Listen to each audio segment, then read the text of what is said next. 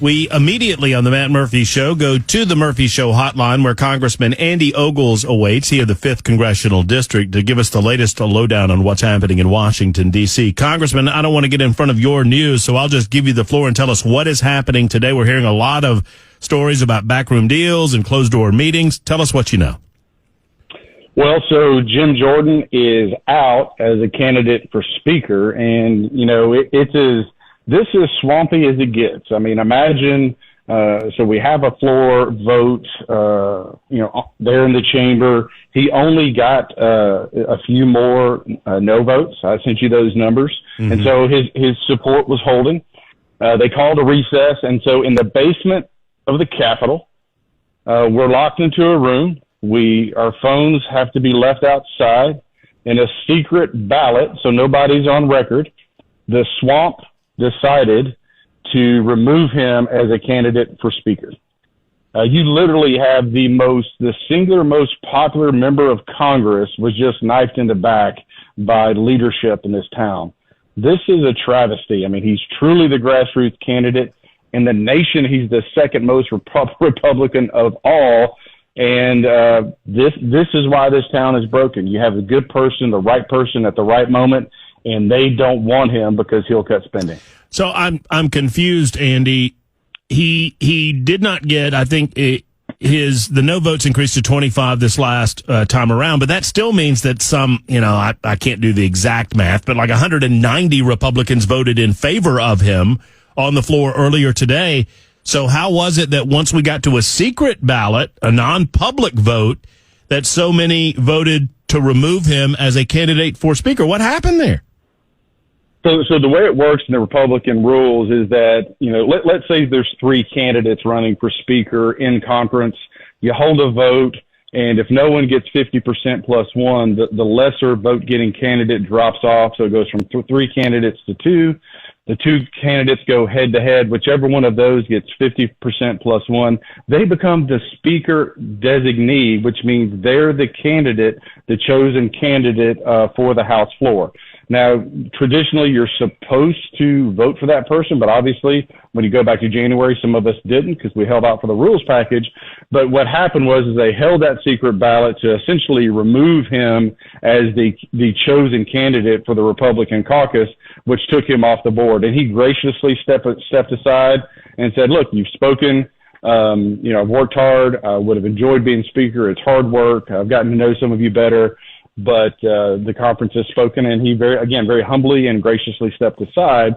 And so that's the process behind the scenes. And so, like you said, on the first, we're 15, 16 days in. We've only voted 3 times. The first time he had 20 no votes. Then it went to 22 no votes on the second round, and then only went to 25 the third round. And so there wasn't this mass exodus of support on the House floor. But the difference is that vote on the House floor is before the American people, and people will be held accountable back home. Right. When you're in the basement of the Capitol behind closed doors in a secret ballot, people can then knife him in the back, and no one's the wiser. You are well on record. You've said it on our show. You've said it on a variety of shows on the radio station, and you've told your district, the 5th Congressional District in the state of Tennessee, you're ready to stay. You're ready to stay as long as it takes. You're ready to be there tonight, overnight, weekend, whatever. I don't expect that will happen. Help us understand what happens next, Andy. I mean, I understand you probably go home for the weekend and be back Monday. What happens now? So we're in the room. Again, this is behind the closed doors. It's supposed to be a secret, but here's what happened. The Speaker pro tem goes up and says, look, we're going to recess and we're going to come back Monday night and we're going to start the candidate forums. Virtually the entire room yelled no. And he said, nope, we're going to go home. We need to take a break. Slow is fast was the phrase, which is just nonsense. And then the question was called. Let's put it to a vote as to whether or not we stay or go. And virtually the entire room called the question, and we were overruled. And because of Robert's Rules of Order, the House rules, essentially, we were gavelled out and sent home for the weekend. Who is it? Is it McHenry making the decision to send you home for the weekend as the pro tem speaker? Well, ultimately, he has the gavel, but it would be the multiple people that are in quote unquote in leadership, if you will. And so, but look, the American people are watching. And here's the thing: a candidate forum. So if you have members that have to go home, so like we have one member who has their mother's in hospice, they needed to go home for the weekend. You're going to have those special circumstances. I understand that, but a candidate forum that we could begin tomorrow morning. For that matter, we could start it tonight. It's not binding, but it gives someone like a Mark Green from Tennessee, if he wanted to run for speaker, it gives him an opportunity to speak to conference, to make his case.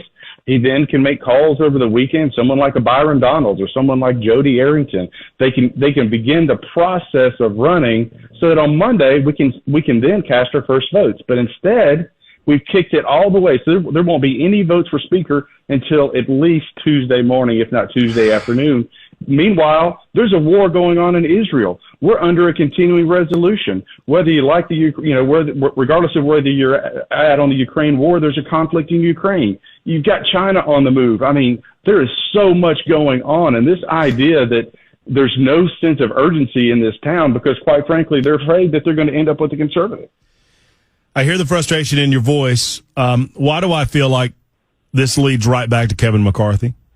I mean, I don't think that's the case. I do think that the interest, and I'm not disparaging Kevin. Kevin's always been good to me, even though I was one of the 20. So a lot of respect there. Policy-wise, we have a lot of differences. So that is what it is.